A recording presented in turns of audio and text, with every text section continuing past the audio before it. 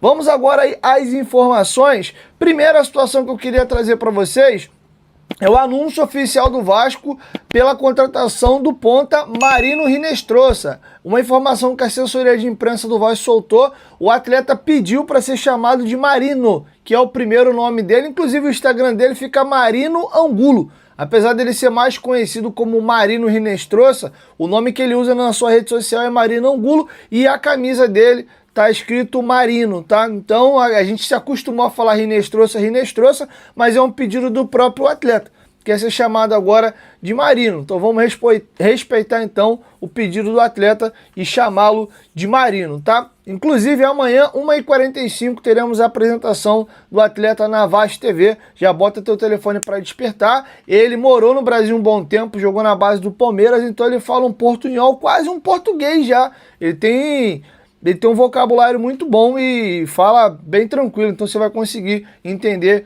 muito bem a coletiva dele amanhã, tá bom? Vamos ao anúncio oficial do Vasco aqui com relação à contratação do Hinestrosa. O Vasco da Gama acertou a contratação do seu terceiro reforço para a temporada de 2026. Marino Hinestrosa, de 23 anos, o Gigante da Colina efetuou a compra de 80% dos direitos econômicos do atleta junto ao Atlético Nacional da Colômbia, que assinou o contrato até dezembro de 2029. E aqui uma aspas do Marino Hinestrosa: sou um jogador que gosta de ganhar. Podem esperar muito de mim. Estou muito confiante e acho que vai dar muito certo aqui. Já conheço o campeonato e estou pronto para mostrar o meu nível. Ele é no gás, na confiança. Natural de Santiago de Cali, Marino começou a ter destaque ainda na base pelo América de Cali da Colômbia e chegou a atuar na equipe sub-20 do Palmeiras por empréstimo. Profissionalmente, iniciou no Pachuca do México até ser vendido ao Columbus Crew dos Estados Unidos. Retornou ao país natal em 2024 para defender o Atlético Nacional. Por lá, foi convocado para a seleção colombiana e conquistou os títulos do Campeonato Colombiano, da Copa da Colômbia 2 vezes e da Supercopa da Colômbia. Então, uma informação importante aqui também. A gente fala muito que a gente precisa de jogadores habituados a ganhar título, jogadores que não entram com a fralda todo cagado para jogar contra o Flamengo, como a gente viu no último jogo do time titular. Então é importante ter esses caras acostumados ali a brigar por título. Então ele mesmo jovem já tem 4 títulos na carreira aí, era um destaque, era uma das principais peças do Atlético Nacional, já teve passagem pela seleção colombiana, ainda tem um sonho de tentar disputar o próximo Mundial, a próxima Copa do Mundo. Então é um jogador com perfil que a gente precisa, com DNA vencedor. Então parabéns ao Vasco pela contratação e boa sorte aí ao Marino vestindo a Cruz de Malta. Falando em DNA vencedor, jogador acostumado a ganhar, temos a atualização sobre a situação da negociação entre Vasco, Nottingham Forest e Cuiabano. O Nottingham continua um pouco irredutível com relação a essa questão de só fazer negócio com o Brasil pelo atleta por venda, e o Vasco está mudando a conversa. No primeiro momento era empréstimo, o Vasco agora já está propondo: pô, faz o seguinte, cara, bota a obrigação de compra. Não precisa ser opção não, obrigação. Não sabemos aí da quantidade de jogos, mas se ele jogar 45 minutos, uma quantidade X de jogos, o Vasco é obrigado a comprar. Então é praticamente, inclusive ele vem para ser titular, a não ser que o jogador acabe não tendo um bom desempenho no Vasco, que eu acho pouco provável. O Vasco, batendo metas de jogos, tem a obrigação de comprar. Então é mais a questão de ganhar ali mesmo um período para poder pagar o jogador. E aí, nessas negociações, quando caminha para esse lado, às vezes o clube cobra um valor mais alto pelo empréstimo, que aí é convertido para a compra do jogador depois, é abatido, né? Então vamos aguardar aí cena dos próximos capítulos, mas o negócio caminha. O foco do Vasco para a lateral esquerda é o Cuiabano, tá? Então acho que o Vasco faz muito bem em insistir nessa negociação, faz o esforço máximo dentro das condições do Vasco. Ninguém pode ser irresponsável, mas eu acho que é um jogador que mudaria de patamar a defesa do Vasco. A gente precisa de jogadores com o perfil do Hinestrosa, do Andrés Gomes, do Cuiabano, do Paulo Henrique. O próprio Brenner. A gente começa a ter jogadores com força, com saúde e com energia, tá? A gente dá para ter um Nuno, um Coutinho, tá? Um GB, um JP, um jogador desse jogando no meio de outros correria. Agora, quando tem 2, 3 juntos, meu amigo, aí para marcar é uma tristeza. O Vasco joga com linha alta, já os homens da frente, alguns, né, já não pressionam tanto, e o Vasco acaba virando presa fácil muitas das vezes nessas transições, tá? Inclusive, isso é um tema que eu quero debater com carinho com vocês depois. Eu tô muito claro na minha cabeça que esse ano, ainda mais com as contratações, agora o Vasco tem opções. O Vasco deve revezar, ou joga Nuno ou joga Coutinho. Pra mim é bem por aí. E olha, se o Coutinho não começar a virar a chavinha dele, eu ainda dou mais uma sequência pra ele com os reforços. Se ele não engrenar, filho, é banquinho. Porque o Nuno pode jogar ali, o Rojas deu um belo cartão de visitas contra o Boa Vista. Acho cedo ainda para cravar que, porra, ele é um senhor jogador, contratação... Calma, foi um jogo contra um time fraco do estadual. Vamos ver um pouquinho mais, a credencial foi incrível, gostei muito, quero ver mais esse jogador, mas calma também. Mas acho que o Coutinho tem que se coçar. E um lado positivo é que ele mesmo também vai começar a sair da zona de conforto. Ano passado era o Matheus França, né, irmão? Com todo respeito, com o que ele apresentou até aqui, a chance dele ir pro banco era praticamente nula. Então acho que isso joga uma pressão no Coutinho e essa competitividade saudável por posição é muito boa. Você pode revezar jogadores. Hoje, né, por nome e tal, o Coutinho ainda fica. Mas com o Marino Hinestrosa, com o Gomes e com o Brenner, você começa a olhar para o banco, você tem um Rojas, você tem um Nuno. Olha como é que a coisa já começa a dar uma melhorada aqui. Você já começa a ter um pouquinho mais de opção para trocar.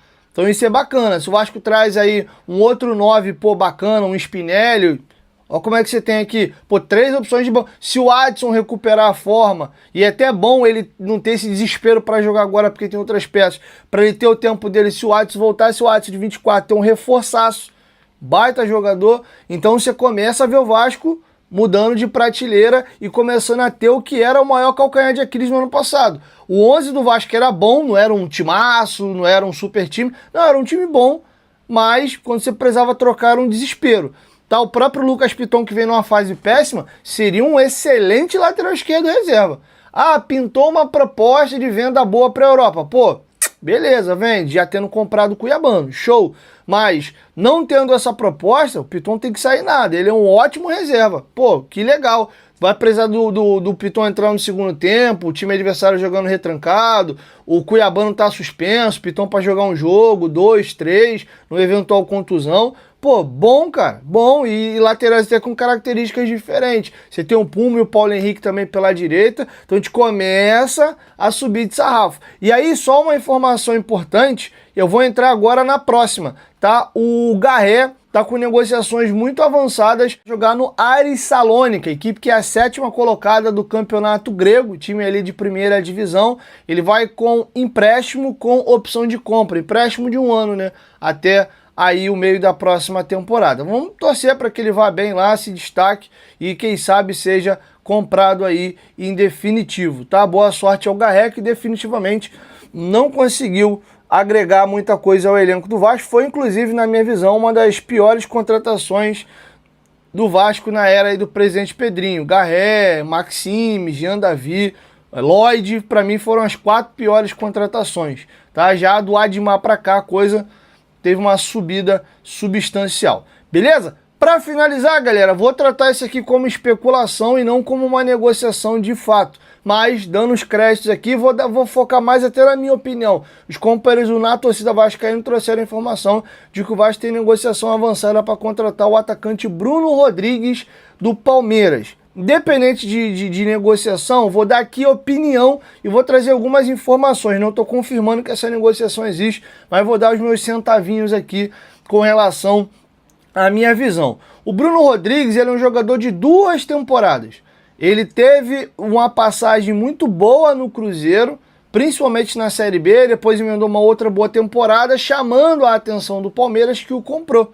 Ali entre 22 e 23, após o Cruzeiro voltar para a primeira divisão junto com o Vasco. Só que o Bruno Rodrigues, coitado, ele teve 2 lesões, uma em cima da outra, e lesões graves. Ele teve uma lesão, inclusive, raríssima, que foi a mesma lesão que o Ronaldo Fenômeno teve na Inter de Milão. Lembra do Ronaldo pedalando e a patela dele explodindo? Que ele vai pedalando e a perna dele abre, ele cai? O Bruno Rodrigues teve essa mesma lesão, tá? Em janeiro, Só pegar aqui em janeiro de 2024, ele sofreu uma ruptura do ligamento do joelho numa partida do Campeonato Paulista ali contra a equipe da Inter de Limeira. Isso foi em janeiro de 24. Quando chegou em maio, ele, pouco antes de retornar desse problema do joelho, ele rompeu o tendão patelar num jogo treino, tá? Essa lesão é bem grave, ele só foi voltar aos campos no final do ano passado. Ele ficou mais de um ano afastado dos gramados. Ele tem contrato com o Palmeiras até dezembro de 25. O Palmeiras pagou 25 milhões de reais para comprar ele do Cruzeiro. Ele estava realmente bem vestindo a camisa do Cruzeiro. Mas eu confesso que se essa negociação for sacramentada, pelo histórico de lesão, ele é um jogador que vai fazer 29 anos de idade. Ele é ponta esquerda. O Vasco está com boas opções hoje para as beiradas. Sinceramente, não me agrada não. Não me agrada não. Menos mal que é por empréstimo, se realmente concretizar. Vamos a alguns números aqui do Bruno Rodrigues. Temporada 19-20, entre Campeonato Paulista, Copa do Brasil, Campeonato Paulista, Copa do Brasil e o Campeonato da Série B, ele fez 47 jogos, 11 gols e 11 assistências. Pô, números bons pra caramba. Legal. Agora vamos pra temporada 2020-2021. Ele já teve os seguintes números, apenas 6 jogos.